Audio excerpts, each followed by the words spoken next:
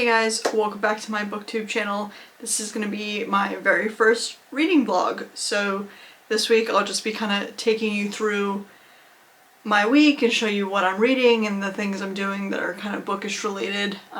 It's a big, very exciting week. It's Onyx Storm release week, so I will be kind of taking you through my journey of reading that and giving you some reactions.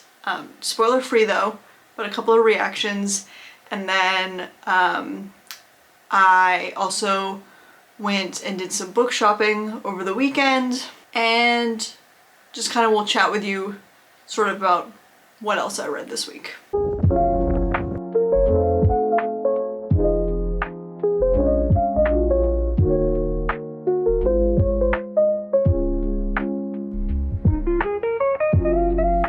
Okay, so I waited, here's what happened last night. I waited up until midnight last night because I had pre-ordered the ebook and I wanted to start reading last night. Gets to be midnight, open my Kindle, refresh it, sync it. It doesn't come through. Give it a few minutes, still doesn't come through. It's now like 12:10 in the morning. Like, I still had to get up this morning, still have to work. I'm not gonna sit around all night. And Google said it could come in anywhere between like 12 and 3 a.m. And I was not waiting around for it. So by the time I go to bed, it comes through, right? Because of course. But it was probably for the best because I bet if I started reading, then I wouldn't be able to put it down and I'd be up all night. And I'd be tired and miserable this morning. But now, like, I feel like we need to have a conversation about the Target special edition of Onyx Storm. If the book came out today, January 21st, she announced the Target exclusive collector's edition 2 weeks ago. 2 weeks ago, according to her Instagram page. After probably 75% of us had already pre-ordered the other edition, or pre-ordered Fairy Loot had an edition, Waterstones had an edition. We've all pre-ordered like our prospective special edition, right, of this book, and now Target came out with, she announced Target had one 2 weeks ago. Oh my god, the like pandemonium that ensued over this Target special edition. I'm seeing videos of people standing in line waiting for Target to open. People setting alarms for 3 a.m. to get the Target drop of this book, calling their Targets, like the poor people working the service desk at Target having to field phone call after phone call about this book. People are comparing it to trying to buy Eras Tour tickets. Like, I don't know, I'm torn because on one half it's like, man, people are really excited about a book. That's really, really cool. But on the other hand, it's like, have these special editions like gone too far? Have we taken it too far? Has this whole concept of collecting the books gone too far? How many of these people have also pre-ordered the regular special edition, or the standard edition, I guess, at this point, with the normal dragon edges, the Fairy Loot edition, the Waterstones edition? I'm sure Bookish Box probably has one at this point. If Illumicrate did a special edition, they're probably gonna do a sale too. Like, are people gonna end up with 4 or 5 different copies of this book? Don't get me wrong, like, I'm certainly guilty of, you know, collecting multiple copies of the same book. I literally in the mail yesterday got this copy of A Study in Drowning in the mail. This will be my 3rd copy on the shelf. So like, trust me, I know where this is coming from because I'm guilty of it too. But at the same time, like, it's just, I don't know. It's insane to me. It's insane. It's insane, especially when there was no like special edition for Iron Flame. Like, Iron Flame just has the plain black sprayed edge. There's nothing really special about it. I don't know, that's my rant for this morning. That's my rant. But I have been saving my Audible credit for today, for when this book comes out, so that I can listen to it while I work today. So I am gonna be doing that. Onyx Storm by Rebecca Yarros. Narrated by Rebecca Soler. The following text has been faithfully transcribed from Navarian into the... I'm debating what I want to do first. We'll do this one last. The Illumicrate. Fantasy Emporiums. Oh wait, this might actually be useful. This might be a useful box. Oh my god, this is actually going to be a really useful box. Little tiny bases. You have a single flower. Or propagating. Yeah, that's more. That's more likely what I'll use them for. That'd be a really small flower. But they're cute. Mm-hmm. Spindrift Tea Room tea strainer. And then this is the little tea strainer. It's a little teapot. Art Desire Trivet. It's like a... Oh, the cork thing? Yeah, the cork thing. Oh, when oh. you put something hot on there. Nice. Okay. It's mildly useful. The blanket. That's huge. That's gonna be a comfy blanket. I knew there was a blanket coming in this box. They said that up front. I did not expect it to be so big. Water moon.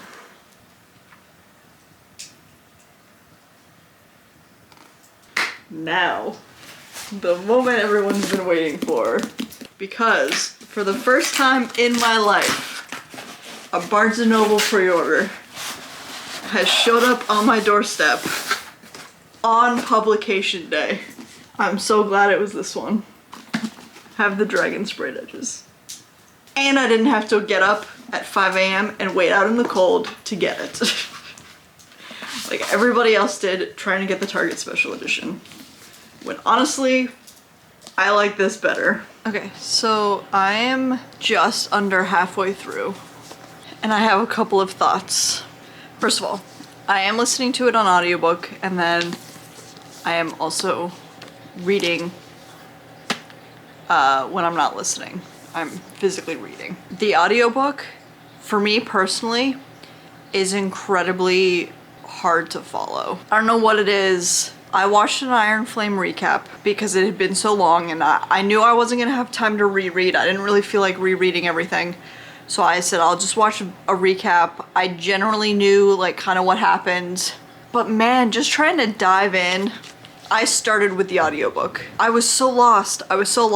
It threw you in and like really didn't catch you up with anything like other sequels do. And I found myself being like, I have no idea who this character is. I have no idea where we are. I have no idea what this object is that they're talking about. So I listened to about the first 3.5 hours of the book on audio before I was able to get my hands on my physical copy and actually read it.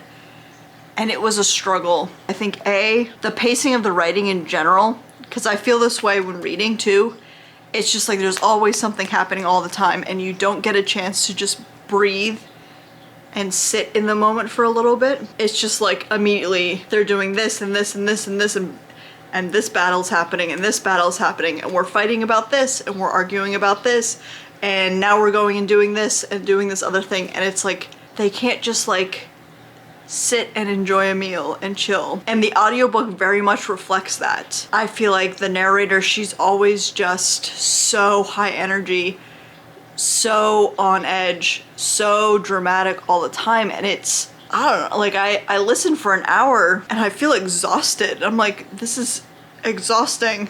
We're just immediately thrown into situations with all these different characters, and you know, every character has their dragon or their griffin or whatever. It's just overwhelming sometimes. Reading the physical copy, I'm sitting there and I'm reading a paragraph 2 or 3 times just to comprehend what I just read. Make sure I understood what I just read. It's just feeling very overwhelming. And I did not feel that way about Fourth Wing or Iron Flame, but I feel like the pacing of this is just too much. This book is shorter than Iron Flame was. So much is happening, and I feel like there's still so much to do. I truly have no idea where this is gonna go and where we're gonna end up at the end of all of this. I'll check back in later. We'll see how I feel then.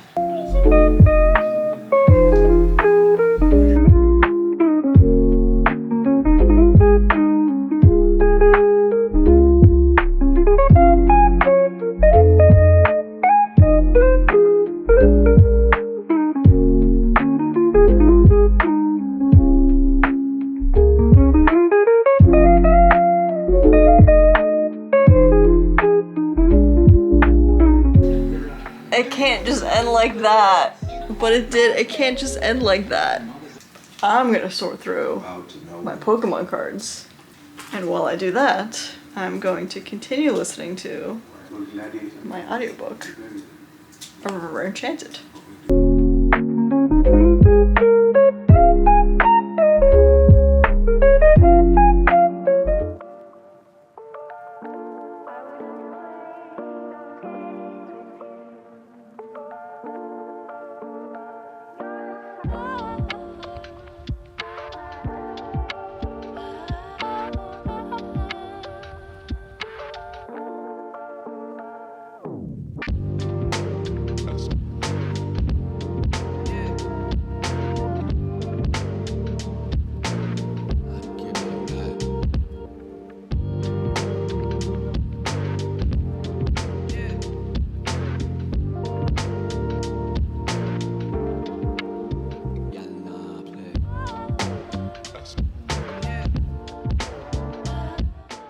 So now that I've finished Onyx Storm and have had some time to sit on it, I kind of just wanted to go through and talk about how I felt. You saw the clips of me where I was about halfway through and I kind of explained how I thought the pacing was off and it was just a little overwhelming. I still stand by those thoughts, but the second half, it drastically improved. The second half was like a completely different book from the first half. And I almost wonder if this book would have benefited from being split in two and having both pieces be drawn out more. The first half of the book felt very, very rushed. I felt like I was taking a long time to read it because there was so much going on. I needed to just constantly be rereading to make sure I was understanding what was going on. The second half of the book, the pace drastically improved. There were moments of time in the book where things were still happening, but not at such a drastic, rapid pace. That's kind of all I'm gonna leave you with for right now. I will probably do a video on my full thoughts that like include spoilers and stuff, but for right now, I would just say that I thought the second half was a lot better than the first half of the book. It's gonna be one hell of a time waiting for whenever the fourth book comes out. Man, Rebecca, she knows how to do a cliffhanger, and she does it well. And she's done it with all 3 books in this series, and it hits you like a gut punch. It's gonna be a long wait. Hopefully well worth it. Alright, well, that's everything for this week. I hope you enjoyed getting a peek behind the curtain about what I'm reading, some of my thoughts, and getting to come along and do some book shopping with me. So yeah, I hope you enjoyed, and I'll catch you in the next one. Bye!